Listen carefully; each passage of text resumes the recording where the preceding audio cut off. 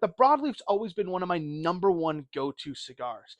And I wanted to see, now that they discontinued the belly, which is one of my favorite sizes, and replaced it with a Gordo, I wanted to see how they differed. This isn't going to be your standard review. This is just going to be me, light video of me just talking about the differences I noticed. First things first, let's just talk about the tobacco. This thing features one of my favorite wrappers, a Connecticut broadleaf wrapper, as well as a Mexican San Andreas binder and Nicaraguan filler. So for me, this thing's a home run. It's all three of my favorite tobaccos rolled up into one delicious cigar. Now, talking about a normal Nica Rustica to me is that there is a little bit of earth, but usually it's very smooth, consistent with a very rich tobacco taste. That's usually what I get on a Nica Rustica. And it's a little interesting to me, and I think it's because of the increased amount of filler. But as I was puffing on the two that I was smoking, I noticed that about maybe once or twice a third, I'd get a really hard hit of just harsh, earthy flavor.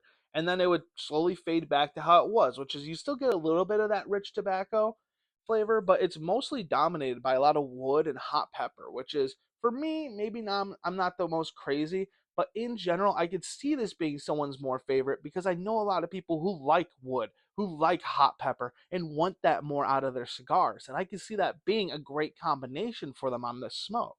Great construction burn and draw, just like normal. Sometimes there's a little bit of wobble, but usually it evens itself out. So I didn't really notice too much of a hard difference between the Gordo physically against one of my favorites like the Belly or the Brijo. Overall, though, speaking, I believe the new Nica Rustica here, the Gordo, sits around the $8 range, which is probably the more pricey out of all the Nica Rusticas. But in general, I think it is worth it. I definitely think that this is going to be catering much more to the yard gar community, people who are smoking while doing stuff. I think that this will be a great alternative to the Belly, which, don't get me wrong, was nice, but really long. So I can see how that might have been an issue when you're out, like, raking leaves, or driving the boat or fishing.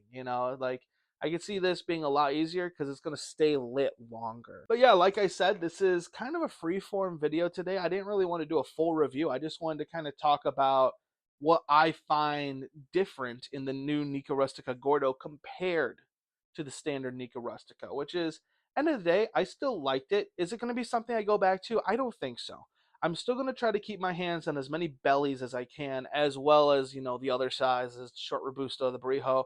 I think that this is a great alternative for people who want something to stay lit a little longer when they put it down. I know a lot of guys that I talk to who do like yard work, or boating and fishing and stuff like that, where you're kind of actively going, or you're actively handling different stuff.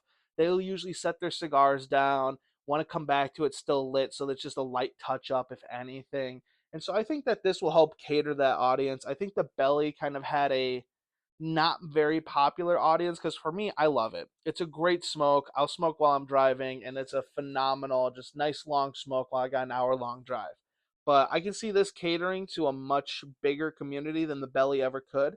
It would be interesting to see the Nica Rusca made in like a Longsdale or a Lancero. I'd love to try that, see how less filler now starts affecting the cigar. End of the day, I think it still follows the key guidelines of what made me love Nica Rustica. It's a good value cigar. I wouldn't call this like a cheap daily. I wouldn't call it that. But I would call this a great value cigar. This is something where if you still want something nice, but still need to pick up a handful so you can pass them around, or you got a long weekend, it's an easy grab. It's flavorful. And for me, it scratches that Liga Privada itch. The rich tobacco taste you get off of this from the Connecticut broadleaf wrapper really scratches that itch in my mind of stuff like your Liga Privada, which is one of my favorite lines overall. Thank you all for, I guess, tuning in and just listening to me rant about this new cigar, and I will see you all next time.